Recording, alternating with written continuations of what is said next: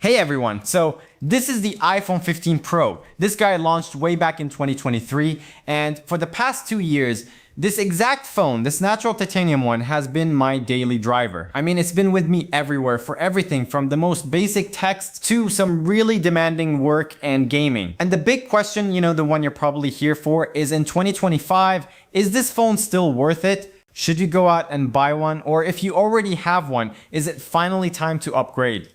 Well, in this video, I'm gonna break down everything from my 2 years with it. We're gonna cover the design, how the performance holds up, the battery, the cameras, and we're going to talk a lot about the new iOS 26, which I'm running right now. But look, I wanna respect your time. So before I talk too much, I'm gonna answer the three biggest questions I think you probably have right now. First, what's the price? Second, how many years of updates does it have left?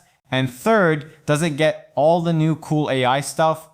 Okay, so pricing. This is where things get really interesting. I've been looking across places like eBay, Backmarket, and even Apple's own official refurbished store. Right now in early 2025, you can find a good condition unlocked iPhone 15 Pro for anywhere between say $650 depending on the storage and condition. And honestly, for what this phone can still do, that is an incredible deal. We're talking about a former flagship phone with a pro-level titanium build, a 120Hz ProMotion display, and a powerhouse chip for the price of what a brand new mid-range phone costs today. The value proposition here is frankly off the charts. Second, software support. This is where Apple just, shines, and it's a huge reason to consider an older iPhone. The iPhone 15 Pro launched with iOS 17. Based on Apple's official commitment to provide a minimum of 5 years of security updates from launch, and their historical track record which often exceeds that, this phone is guaranteed to get major iOS updates until at least September 2028. Some estimates based on past device support even suggest it could get updates all the way to 2030. So right now, in early 2025, you've still got a solid 3, maybe even 5 years of major feature updates ahead of you. It's not going to be obsolete anytime soon. And finally, Apple Intelligence. All the new AI features Apple's been rolling out in the latest software updates, the iPhone 15 Pro, thanks to its A17 Pro chip, and the amount of RAM it has, gets all of it. It supports every single new feature in iOS 26, from the on-screen awareness to the new Siri capabilities and image generation. So you're not buying a phone that's already been left behind on the software front. It's fully featured right now. We'll talk a little more later about whether that AI is a total game changer, but the key thing is this phone supports it.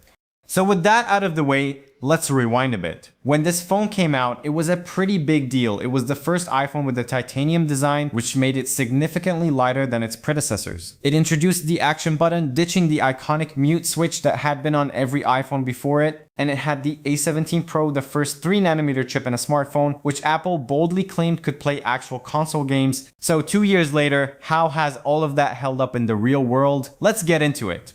First up, the design. And honestly, this is one area where the phone still feels incredibly premium even next to the latest models. The switch to titanium was a genuine game changer for the Pro iPhones. If you ever held an iPhone 14 Pro or 13 Pro, you know they were dense, heavy devices. This is noticeably lighter, and these subtly contoured edges just feel so much better to hold for long periods. My natural titanium model has held up beautifully. You can see a few tiny nicks on the frame if you look really close under the light, but there's no discoloration, no major scratches. It's been in and out of my pocket with keys and coins a million times. The matte finish on the back and sides does a fantastic job of hiding fingerprints, which was a huge problem with the old polished stainless steel. But, and this is a really important but, if you're looking to buy one now, you need to be careful about the color you choose. While my natural titanium has been a tank, I've spent a lot of time on forums like Reddit, and there are a lot of consistent reports about the blue and black titanium models having issues with the color coding chipping or fading over time, especially around the edges. It seems the PVD, physical vapor deposition coating process used for those darker colors is just not as durable as the finish on the lighter models. Even with a case, small bits of dust and debris can get trapped and slowly wear away at the finish. So my advice is simple. If you're buying used in 2025, stick with the natural or white titanium. They seem to age much better cosmetically.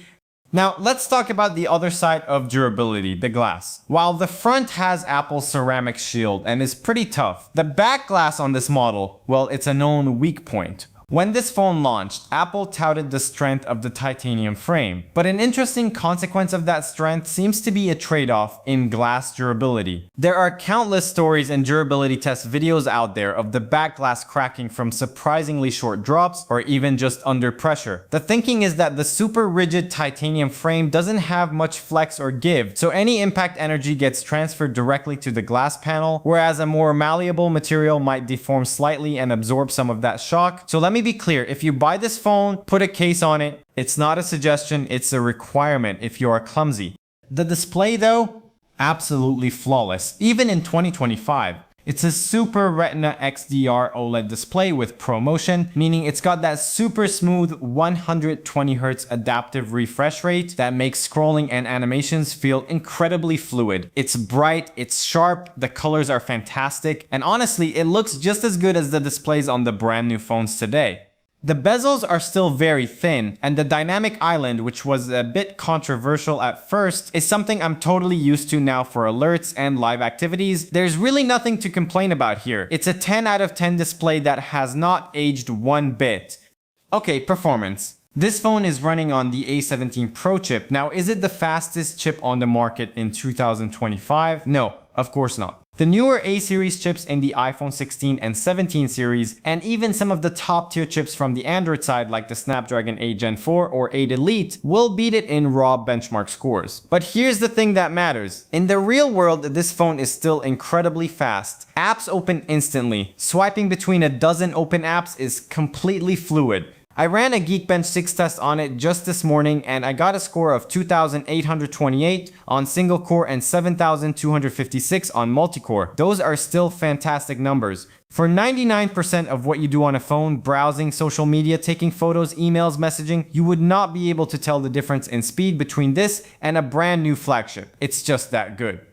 But what about that big promise of console-level gaming? When Apple announced this phone, they showed off titles like Resident Evil Village, Death Stranding, and Assassin's Creed Mirage running natively on it. Well, it can absolutely play them. And it's genuinely impressive to see these games, which you'd normally play on a PlayStation or PC, running on a device this small. The graphics are incredible thanks to the hardware-accelerated ray tracing in the A17 Pro's GPU. For shorter gaming sessions, it's an amazing experience.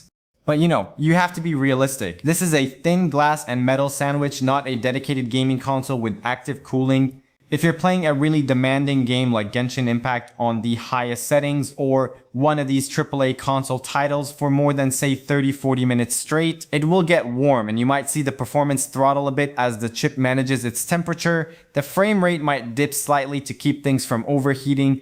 It's still very playable, but it's not a perfectly sustained locked-in console experience. It's a phone after all. And that brings me to battery life. This is probably the biggest concern for anyone when buying a used phone. So let's be completely transparent. As I said, this is my main phone. It's on me all the time. I'm 2 years in. I'm a heavy user and my battery health is currently at 87% with 421 charge cycles. So what does that mean in the real world? It means this phone can still comfortably get me through a full day of my typical use. I'll take it off the charger around 7 AM, and by 10 or 11 PM, I'm usually looking for a charger, maybe with around 10-15% left. It's not the 2-day battery beast it might have been right out of the box, but it's still very solid and reliable. It has never died on me unexpectedly during the day. If you're buying one used, I'd say look for one with at least 85% battery health, and you should be good to go for at least another year before you even have to think about a battery replacement. Now I want to talk about something that I think is one of the biggest reasons this phone still feels so good in 2025, the software. I'm running the latest iOS 26 beta and Apple has completely redesigned the look and feel with something they're calling liquid glass, and I've got to say I absolutely love it. Everything is glassy and translucent. The app icons have this cool 3D layered look to them. The control center buttons and notifications are frosted, and you can see your wallpaper subtly showing through them. When you move the phone, you get these subtle reflections and glints of light that bounce off the UI elements. It's hard to describe, but it just feels so fluid and modern. Apple has even redesigned some of their core apps like the camera and photos app to be more minimalist and clean. Honestly, this software update alone makes this 2-year-old phone feel like a brand new device. It's a clear strategy from Apple. By dramatically changing the user interface, they breathe new life into older hardware. It combats that feeling of your phone being old and makes you want to hold onto it for longer. It's a huge upgrade, and it's amazing how much a design refresh can rejuvenate a device. And of course, iOS 26 brings all the Apple Intelligence features, and this phone handles them all perfectly. The on-device writing tools, the image generation in Image Playground, the new smarter Siri, it all works. And it works well. But I want to be honest here, for me personally, it's not a deal breaker. Apple Intelligence is cool and it's getting better with every update, but right now it still feels a bit like it's in the early stages, you know? Like a really polished public beta. For any serious AI tasks like doing deep research for a video or generating complex code, I still find myself turning to more powerful, mature tools like ChatGPT or Gemini. So is it great that the 15 Pro has full support for Apple Intelligence? Absolutely. It means the phone is future-proof and you're getting all of Apple's latest innovations. But is it the single reason to buy this phone? I don't think so. It's a fantastic bonus, not the main event. Alright, let's talk cameras. The iPhone 15 Pro has a fantastic and versatile camera system. It has a 48 megapixel main sensor that by default shoots beautiful, detailed 24 megapixel photos, which is a great balance of quality and file size. It also has a solid ultra-wide camera and a 3x telephoto lens. For video, it's still an absolute king. The ability to shoot in ProRes log format is a professional level feature that gives you so much flexibility for color grading in post-production. It can also record spatial video, those 3D videos you can watch on the Apple Vision Pro, which is a cool forward-looking feature. For 90% of the photos and videos I take day to day, this camera is just as good today as it was 2 years ago. It's reliable, the colors are great, and the processing is top-notch.